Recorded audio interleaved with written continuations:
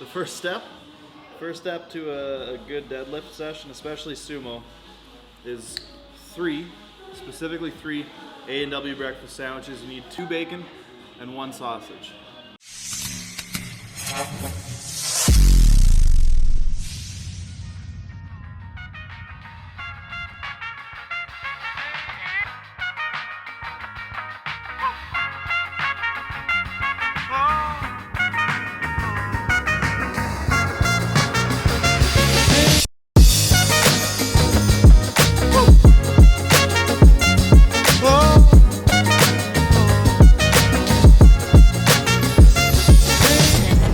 Hello YouTube, and welcome to our new subscribers. I noticed the channel's grown quite a bit, so we're very happy to see that. Welcome to everybody who's new to the channel. If you haven't already, get involved in the comments, ask lots of questions below. We enjoy answering questions, and we do on almost every video, so get involved in that way, and we can sort of tailor our content to what exactly you guys are looking for. So this week, I'm prepping for my first equip meet this weekend, and Monday was probably the best workout I've ever had in a bench shirt. I finally realized how to use it and how to use it properly, knowing now that I can't pull the collar down at all. So I used to wear my collar around there in my bench shirt. Now, if I wear it around there, I can actually touch and press and keep my shoulders in position. I managed to hit 180, 185, and 190. 190 is probably going to be my second attempt. 180 I'm thinking will be about opener. And then I nailed a set of 170 for 5, almost touching every single rep. So super stoked on that.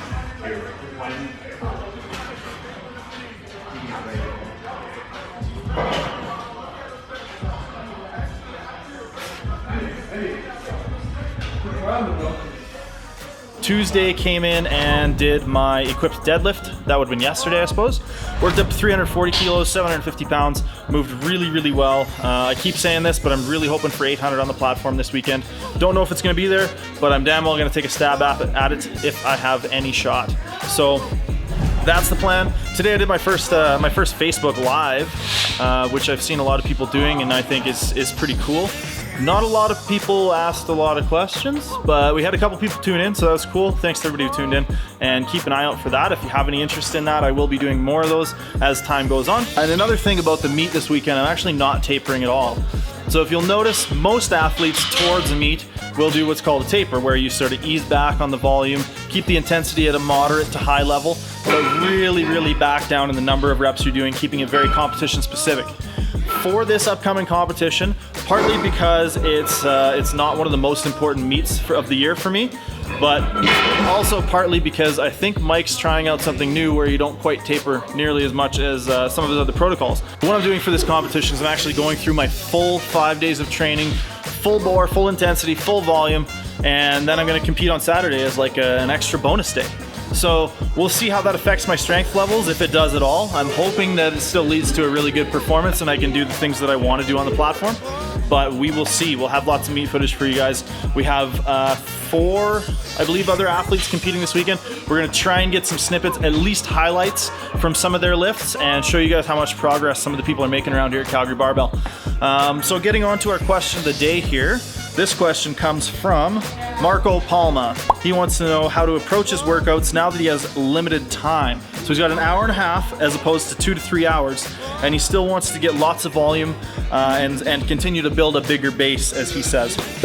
So the biggest thing I would do, Marco, is I would look at trying to spread your sessions out more. That's one of the reasons I'm doing 5 sessions right now instead of 4, was I talked to Mike and I was having a lot of trouble getting in my 2 to 3 hour training sessions. So I broke up the sessions a little bit. The other thing that I like to do for some of my athletes, if they're on time constraint or if they have to limit the number of days per week, is try to trim down some of the extra fluff. So I would get rid of maybe some of the extra upper back work, I would get rid of some bicep or tricep work, and I would stick to hitting the heavy, big lifts and getting the volume in where it really counts. Keeping the most specific lifts, and trimming the lifts that are further to that general end, if we're talking about general versus specific in a scale of specificity to your sport form.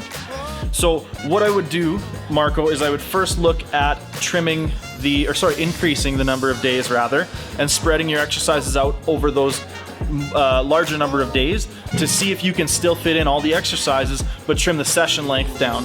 And if that's not an option, I would start looking at taking out some of the unnecessary stuff, or some of the less necessary stuff rather. So things like dumbbell work, things like bicep tricep work, maybe cut back on core work if you can, maybe cut back a little bit on upper back work. I mean, you still want to stay on top of all of your mobility and prehab and rehab and all that kind of stuff and stay healthy, but at some point you kind of just got to get the lifts in. So what I would do is try to focus on the bigger lifts, your squats, your pause squats, etc., and trim off some of the fat.